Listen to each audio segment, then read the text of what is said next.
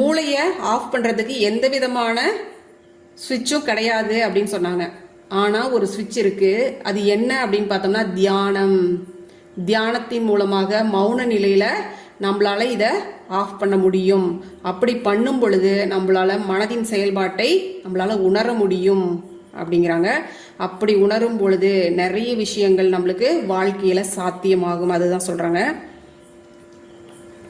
இரண்டாவது, அது மனதிற்கு ஓய்வு கொடுக்கும். நம்மால் அதற்கு ஓய்வு கொடுக்க முடிந்தால் அது இன்னும் திறம்பட புத்திசாலித்தனத்துடன் செயல்பட முடியும்.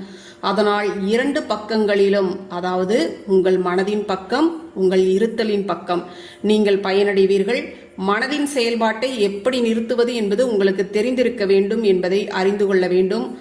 போதும், இப்போது நீ தூங்கப் போகலாம், நான் முழித்துக் கொண்டிருக்கிறேன், கவலை வேண்டாம் என்று அதனிடம் சொல்லத் தெரிய வேண்டும்.